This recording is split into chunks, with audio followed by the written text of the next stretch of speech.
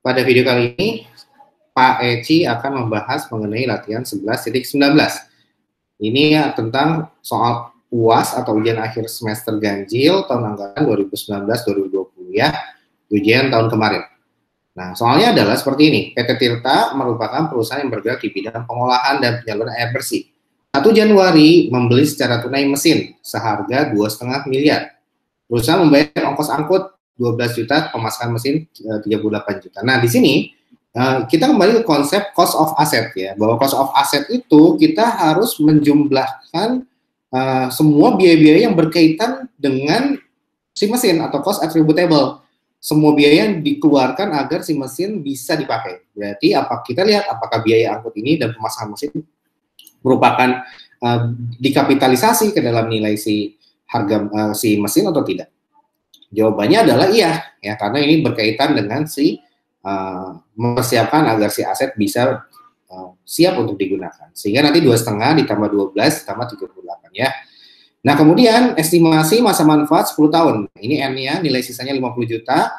Perusahaan menggunakan straight line, garis lurus ya. Oke, tinggal dibagi aja nanti untuk straight line-nya. Nah, kemudian pada tanggal 31 Desember dia melakukan impairment ya. Nah, akibat impairment sisa manfaat mesin tinggal 4 tahun ya. Jadi sisa manfaat mesin tinggal 4 tahun dari yang tadinya 2017 nih sekarang sampai dengan 2019. Nah, berarti ini udah 17, 18, 19, sudah 3 tahun. Sisa masa manfaat harusnya 7. Nah, ini malah tinggal 4 ya, seperti itu. Nah, akhirnya nilai sisa pun berkurang. Yang tadinya 12 yang tadinya 50 menjadi 10. Nah, berikut prediksi cash flow yang akan dihasilkan untuk 4 tahun ke depan. Nah, ini future cash flow 600, tanggal 31 Desember 2020 diperkirakan akan menggenerate income sebanyak 600 juta, 550, 200, 500, sama 450 juta di tahun 2023. Nah, kemudian ditambahkan bahwasanya akhirnya perusahaan menggunakan value in use karena tidak diketahui nilai dari fair value-nya, seperti itu ya. Tingkat diskonnya adalah 8%. Nah, kemudian masa manfaat mesin per 1 Januari masih tetap 4 tahun dan nilai sisa masih tetap 10 juta. Jadi nggak berubah ya. Masa manfaat sama nilai sisanya tetap tidak berubah setelah dilakukan impairment. Jadi intinya tetap seperti yang ini ya. Jadi pada dasarnya dia hanya melakukan 1 kali revisi ya, yaitu menjadi 4 tahun dan nilai sisanya menjadi 10 juta ya. Nah, kemudian pada tanggal 31 Desember diketahui recoverable amount sebesar 1,4 M ya. Nah, di sini untuk mengerjakan soal ini maka kita harus paham konsep mengenai apa? 1 impairment loss ya. Jadi di tahun 2019 terjadi impairment loss, di tahun 2020 kita harus aware apakah ada recovery atau tidak. Nah, ketika ada recovery kita harus aware lagi apakah maksimum recovery-nya berapa. Nah, jadi kalau lebih tinggi maka tidak bisa yang direcover tetaplah senilai maksimum recovery-nya ya. Nah, baik, kita bahas. Nah, ini sudah saya tuliskan info-infonya. Nah, sampai pada akhirnya kita hitung, tugas pertama adalah menghitung berapa carrying value mesin pada tanggal 31 Desember. Caranya adalah ya ini ya, purchase price ditambah freight in ditambah installation cost. Nah, ini adalah cost-nya. Dikurang dengan residual value, depreciable base-nya adalah 2,5 miliar ya. Dibagi dengan masa manfaat 10 tahun. Penyusutannya adalah 250 juta ya. Seperti itu. Nah, oke, nah sekarang penyusutan per tahunnya adalah 250 juta. Nah, ini yang kita pakai untuk dari 2017 sampai 2019 untuk menghitung akumulasi penyusutan ya. Akumulasi penyusutan dari mulai tahun 2017 sampai 2019. Nah, udah tinggal dikali 3 aja berarti ya, sama dengan 7,5. Nah, masa carrying amount-nya berapa? Tinggal dikurangin gitu. 250 dikurang dengan 750 juta. Hasilnya adalah 1,8 miliar. Nah, inilah CA per 31 Desember 2019. Nah, kita harus membandingkan dengan RA-nya ya. RA-nya diperoleh dari apa? Recoverable amount diperoleh dari value in use ya. Nah, seperti itu. Nah, value in use-nya itu, nah, kita menggunakan tingkat diskon 8% ya. Dihitung dari apa? Dari future cash flow, present value dari future cash flow, ditambah present value dari residual value. Ya, yaudah kita hitung satu persatu. Nah, future cash flow dikali faktornya, ya. Faktornya adalah ya ini, 1 tahun ya. Jadi dari mulai 2020 ke 2019 di present value kan 1 tahun. Jadi present value single faktor. Nah, ini rumus di Excel-nya ya. Rumus di Excel-nya adalah seperti ini ya. Rumus di Excel-nya sama dengan present value gitu ya. Kemudian rate-nya ya, rate-nya adalah yang 8% ini. Nah, kita jangan lupa berikan tanda dolar ya agar bisa tetap ketika dikopikan ke bawah. Nah, enter-nya adalah periodenya ya, periodenya. Periodenya berapa? 4 tahun ya. Nah, 1 tahun ya, dari mulai 2020 ke tahun 2019. 1 tahun.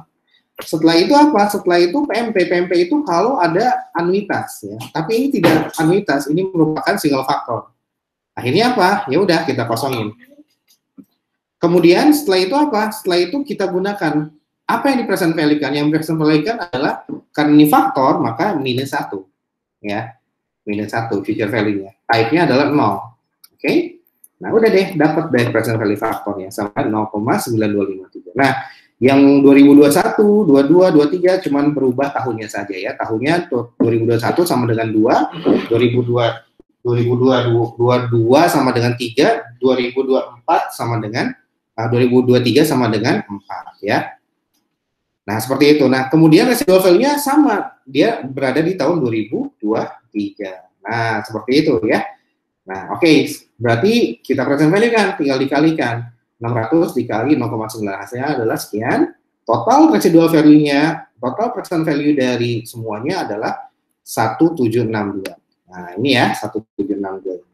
Nah, total value in use-nya. Nah, ini yang dinamakan dengan CA-nya, dengan RA-nya, ya, value in use dalam kurung RA, ya. RA 31 Desember 2019. Nah, inilah yang kita bandingkan dengan si CA-nya. CA-nya adalah 1,8 miliar. Dapatlah loss on impairment-nya 37 juta. Nah, di sini cara membuat jurnalnya adalah langsung ya, loss pada akumulasi depresiasi. Sebesar berapa? Sebesar 37 juta. Nah, ini untuk di tahun 2019. Nah, sekarang untuk tahun 2020, nah, RV-nya tetap residual value-nya ya. Karena dia kan pasca impairment ya. Kemudian juga useful life-nya juga diketahui setelah impairment adalah 4 tahun. Nah, tugas kita adalah mencari berapa carrying amount mesin per 1 Januari ya. Nah, tinggal gimana? Nah, dari yang perhitungan yang atas ya, udah diketahui ini 31 Desember 2019 sama dengan berapa? Sama dengan satu nilai per 1 Januari 2020. Nah, yang dipakai yang mana? Yang dipakai adalah yang RA-nya karena lebih rendah ya, seperti itu. Nah, kita hitung depresiasinya. Depresiasinya langsung ya, berarti tinggal nilai carrying amount yang baru di tahun 1 Januari 2020 dikurang dengan residual value-nya, nanti dibagi dengan 4. Hasilnya 438. Nah, barulah kita dapatkan untuk 31 Desember setelah impairment, carrying amount-nya adalah 1324 ya, sama dengan 176 dikurangi depresiasinya. Nah, recoverable amount mesinnya diketahui dari soal 1,4 ya. Nah, maka di sini selisih yang mungkin direcover adalah 75 juta. Hasil dari mana? Dari 1,4 dikurangi dengan 132. Nah, karena dia telah dilakukan impairment sebelumnya, maka boleh dilakukan recovery. Hanya saja tidak semuanya di recovery. Kita harus tahu maksimumnya di berapa. Nah, untuk mencari nilai maksimumnya, kita harus membandingkan carrying value per 31 Desember sebelum impairment dibandingkan dengan carrying value tanggal 31 Desember setelah impairment. Nah, dua hal inilah yang nanti akan kita bandingkan, ya. Nah, sekarang kita hitung. Kalau gitu tugas kita mencari tahu berapa carrying value mesin per 31 Desember tanpa impairment. Caranya adalah gimana? Ya, udah langsung dari atas nih ya. Carrying value 2019 1,8 karena straight line ya. Ya udah, tinggal karena ada perubahan estimasi, maka disesuaikan dulu ya depresiasi sebelum impairment-nya ya. Sama dengan berapa? Sama dengan 1,8 dikurang dengan 10 dibagi dengan 4. Nah, ini karena ada revisi ya, sehingga harus dihitung ulang gitu ya. Nilai dari depresiasi tanpa impairment ya. Hasilnya adalah 447. Nah, ya udah, berapa carrying value sebelum impairment per tanggal 31 Desember 2020? Nilainya adalah tinggal dikurangin 1,8 kurang 447 sama dengan 1352. Sehingga maksimum recovery-nya berapa selisihnya ya antara sebelum setelah impairment dan nilai carrying value tanpa impairment. Nah, sama dengan berapa? 28 juta. Sehingga yang dilakukan recover tidak senilai 75 juta, tetapi nilainya adalah 28 juta. Ya, kita catat ya, accumulated depreciation pada recovery of impairment loss 28 juta. Ya, demikian penjelasan mengenai soal latihan 11.19. Semoga bisa bermanfaat. Terima kasih.